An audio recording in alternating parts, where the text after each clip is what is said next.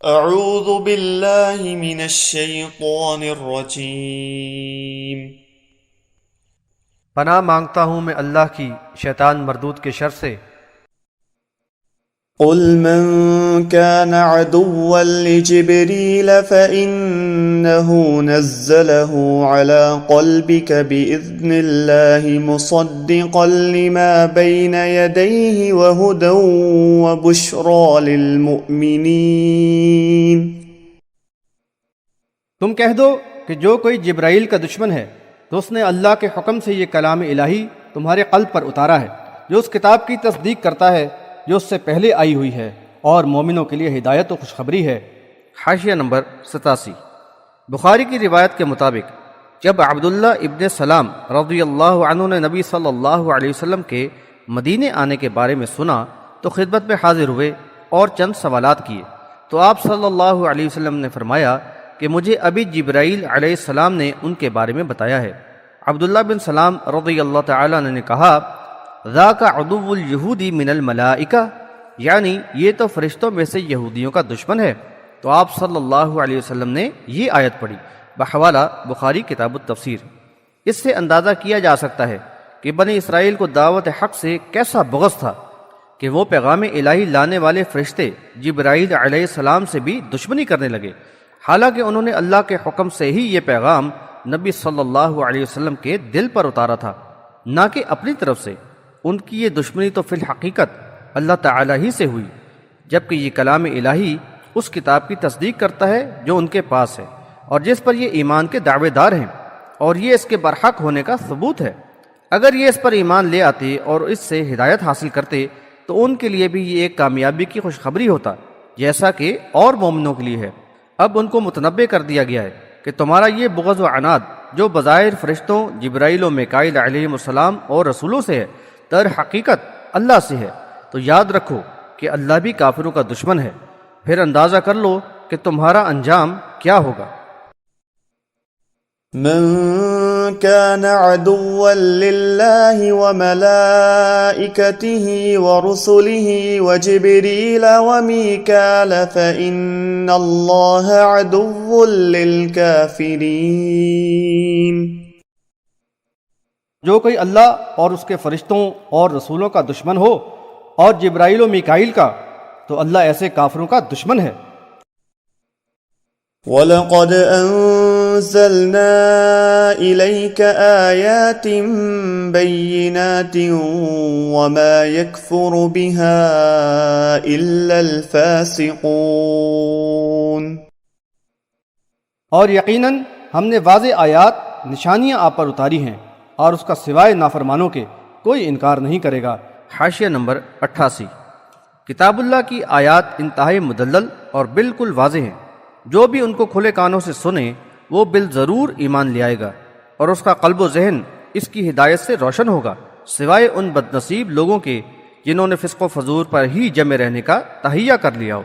ان کی تو بات ہی اور ہے، وہ تو ہدایت سے دور بھاگتے ہیں۔ أَوَكُلَّمَا عَاهَدُوا عَهْدًا نَبَذَهُ فَرِيقٌ مِّنْهُمْ بَلْ أَكْثَرُهُمْ لَا يُؤْمِنُونَ۔ اور جب کبھی بھی انہوں نے اللہ سے کوئی عہد کیا تو ان میں سے ایک گروہ نے اسے پس پش ڈال دیا، بلکہ ان میں سے اکثر تو ایمان لاتے ہی نہیں۔ حاشیہ نمبر 89۔ بنی اسرائیل میں یہ بری خصلت نمایاں تھی۔ ان میں ایک گروہ کی ہمیشہ یہ روش رہی کہ اللہ تعالیٰ سے پختہ عہد کرتے اور توڑ دیتے، اور ان میں سے اکثر ایمان سے گریزاں رہے ہیں۔ اسی روش کی نشاندہی یہاں کی گئی ہے۔ وَلَمَّا جَاءَهُمْ رَسُولٌ مِّنْ عِندِ اللَّهِ مُصَدِّقٌ لِّمَا مَعَهُمْ نَبَذَ فَرِيقٌ مِّنَ الَّذِينَ أُوتُوا الْكِتَابَ كِتَابَ اللَّهِ وَرَاءَ ظُهُورِهِمْ كَأَنَّهُمْ لَا يَعْلَمُونَ۔ اور جب اللہ کی طرف سے ان کے ہاں کوئی رسول آیا جو اس کتاب کی تصدیق کرتا تھا جو ان کے پاس ہے، تو اہل کتاب میں سے ایک گروہ نے کتاب اللہ کو پسے پش ڈال دیا، گویا کہ وہ جانتے ہی نہیں۔ حاشیہ نمبر 90۔ یہ اللہ تعالیٰ کا فضل و کرم تھا کہ اس نے اس احسان فراموش قوم کو بار بار سنبھلنے کا موقع عنایت فرمایا، اور ان کی اصلاح و رہنمائی کے لیے انہی میں سے انبیاء علیہ السلام بھیجے بحوالہ سورۃ البقرہ آیت نمبر 87، اور بالآخر اپنے آخری رسول صلی اللہ علیہ وسلم کو مبعوث فرمایا جن کی بعثت کے وہ منتظر تھے، اور رسول صلی اللہ علیہ وسلم نے اس کتاب کی تصدیق کی جو ان کے پاس موجود تھی۔ اس طرح قبول حق کا راستہ ان کے لیے کسی قدر آسان ہو گیا تھا، لیکن ان تمام باتوں کے باوجود وہ ایمان نہ لائے، اور ان کے ایک سرکش گروہ نے کتاب اللہ کی تعلیمات کو پس پش ڈال کر اس دعوت حق کو ایسے جھٹلا دیا گویا کہ وہ اس کے بارے میں کچھ جانتے ہی نہیں۔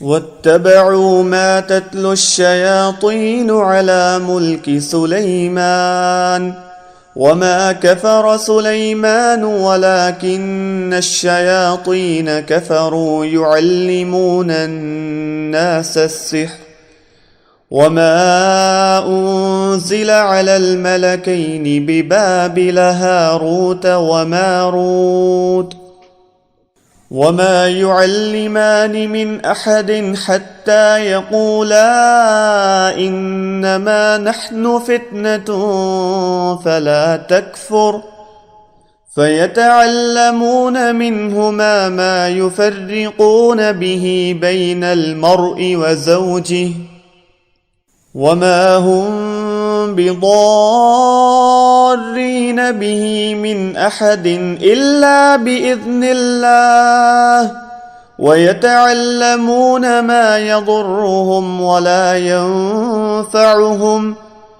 وَلَقَدْ عَلِمُوا لَمَنِ اشْتَرَاهُ مَا لَهُ فِي الْآخِرَةِ مِنْ خَلَاقٍ وَلَبِئْسَ مَا شَرَوْا بِهِ أَنفُسَهُمْ لَوْ كَانُوا يَعْلَمُونَ۔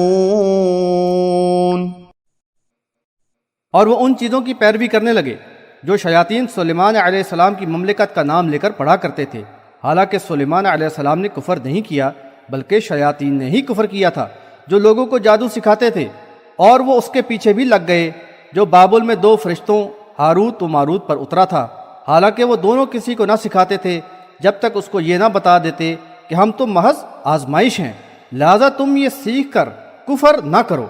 پھر بھی لوگ ان سے وہ سیکھتے تھے جس کے ذریعے شوہر اور اس کی بیوی کے درمیان جدائی ڈال دیں، حالانکہ وہ اس سے کسی کو بھی بغیر اللہ کے حکم کے نقصان پہنچا ہی نہیں سکتے تھے، اور وہ ایسی چیز سیکھتے تھے جو انہیں نقصان ہی پہنچاتی، نفع نہ دیتی، اور وہ خوب جانتے تھے کہ جو اس کا خیردار بنا اس کا آخرت میں کوئی حصہ نہیں، اور بہت ہی بری چیز ہے وہ جس کے بدلے انہوں نے خود کو بیچ ڈالا، کاش وہ اس بات کو جان لیتے۔ حاشیہ نمبر 91۔ اللہ کی نافرمان قوم بنی اسرائیل نے صراط مستقیم کو چھوڑا، کتاب اللہ سے روگردانی کی تو اللہ تعالیٰ کی رحمت سے محروم ہو کر ذہنی و اخلاقی پستی کی دلدل میں پھنس کر رہ گئی۔ عزم و حوصلے کے فقدان نے اس زوال پذیر قوم کو تعیش کا عادی بنا دیا تھا۔ اس کے علماء و مشائخ محنت و مشقت سے جائز مقاصد حاصل کرنے کے بجائے ناجائز مقاصد کے حصول کے پیچھے لگ گئے تھے۔ سلیمان علیہ السلام کے عروج و کمال کے دور کے بعد وہ تیزی سے جس بے راہ روی اور ذہنی و اخلاقی پستی کا شکار ہو گئے تھے، یہ آیت اسی کی ایک تصویر پیش کرتی ہے۔ خواہشات نفسانی کے تابع ہو کر وہ بے شرمی اور گراوٹ کی نچلی سطح پر پہنچ چکے تھے۔ دوسری طرف ان کے علماء و مشائخ اس صورتحال سے پورا فائدہ اٹھا رہے تھے، لوگوں کو یہی پٹی پڑھاتے کہ سلیمان علیہ السلام کی شان و شوکت کا دار و مدار جادو ٹونے وغیرہ ہی پر تھا، معاذ اللہ، اور یہ اس کے ماہر ہیں۔ ان کے اس باطل پروپیگنڈے کی قطعاً تردید کر دی گئی ہے کہ سلیمان علیہ السلام نے یہ کفر نہیں کیا، تم اس اتہام ترازی میں بالکل جھوٹے ہو، کفر تو ان شیاطین نے کیا جو لوگوں کو سحر سکھاتے تھے۔ چنانچہ اللہ تعالیٰ نے ان پر اتمام حجت کے لیے اور ان کی مغالطہ آرائیوں اور باطل پروپیگنڈوں کا متعلق ازالہ کر دینے کے مقصد سے 2 فرشتوں ہاروت و ماروت کو بابل کے شہر میں بھیجا، اور وہ اس فن کے ماہر کی حیثیت سے ان کے گروہ میں شامل ہو گئے، لیکن ان کا طریقہ کار ان پیشہ وروں سے بالکل ہی مختلف تھا۔ جو بھی ان کے پاس جادو سیکھنے آتا وہ پہلے اس کو یہ بتاتے کہ ہم تمہارے لیے آزمائش ہیں، جادو کفر ہے، تم اس کو سیکھ کر کفر نہ کرو، لیکن جب یہودی سیکھنے پر اصرار کرتے تو وہ ان کو سکھا دیتے۔ قرآن بتاتا ہے کہ یہودی ان دونوں سے وہ جادو سیکھتے جس کے ذریعے شوہر و بیوی میں تفرقہ ڈال دیں، لیکن یہ حقیقت بھی واضح کر دی گئی کہ وہ اس کے ذریعے اللہ کے حکم کے بغیر کسی کو نقصان نہ پہنچا سکتے تھے، کیونکہ اسباب میں تو اثر بہرحال اللہ کے حکم ہی پر منحصر ہے، اور وہ اس بات کو بھی خوب جان گئے تھے کہ اس جادو کو حاصل کرنے والے کا آخرت میں کوئی حصہ نہیں، اور بہت ہی بری کمائی ہے جو انہوں نے اپنی جانوں کے لیے کی ہے۔ کاش وہ اس بات کو سمجھ لیتے۔ یہاں اس بات کی وضاحت بھی ضروری ہے کہ قرآن نے جادو کا ذکر ایک شیطانی عمل کے طور پر کیا ہے، اور احادیث سے اس کی وضاحت ہوتی ہے۔ اس میں تو شک و شبہ کی کوئی گنجائش نہیں کہ یہ شیطانی عمل ہے، اس کا کرنا، کرانا، اس کا ذوق رکھنا گناہ کبیرہ بلکہ کفر و شرک ہے۔ البتہ سحر کے محدود وقتی اور تخیلاتی اثر کا ذکر قرآن و حدیث میں ملتا ہے، جو بہرحال اللہ کی اذن و مشیت ہی کے تابع ہے۔ اس کا متعلق انکار کرنا یا اس کے اثرات کو حد سے زیادہ بڑھانا، یہ دونوں انداز قرآن و حدیث کے انکار کے مترادف ہیں۔ افسوس کی بات ہے کہ بعض مفسرین نے ایک طرف تو اسرائیلی روایات کی بنیاد پر جادو کے بارے میں بے شمار من گھڑت خرافات پیش کر دی ہیں، تو دوسری طرف منکرین قرآن و حدیث نے سحر کا متعلق انکار کر دیا ہے۔ ہمیں اس کو اسی حد تک ماننا چاہیے جہاں تک قرآن و حدیث نے بیان کیا ہے۔ وَلَوْ أَنَّهُمْ آمَنُوا وَاتَّقَوْا لَمَثُوبَةٌ مِّنْ عِندِ اللَّهِ خَيْرٌ لَوْ كَانُوا يَعْلَمُونَ۔ اور اگر وہ ایمان لے آتے اور تقوی اختیار کر لیتے تو اللہ تعالیٰ کے پاس ان کے لیے بہتر بدلہ تھا، کاش وہ سمجھ لیتے۔ حاشیہ نمبر 92۔ بنی اسرائیل کو ہدایت کی گئی ہے کہ اگر وہ اس طرز عمل کی بجائے ایمان و تقوی اختیار کر لیتے اور اللہ کے عذاب سے ڈرتے تو وہ ان کی دنیا اور آخرت کی فلاح کا ذریعہ بنتا۔ اللہ تعالیٰ ان کو اجر و ثواب عطا فرماتا اور ان کو ان کا کھویا ہوا مقام واپس مل جاتا۔ کاش وہ قلب و ذہن سے دنیا پرستی کا پردہ ہٹا کر اس حقیقت کو جان لیتے۔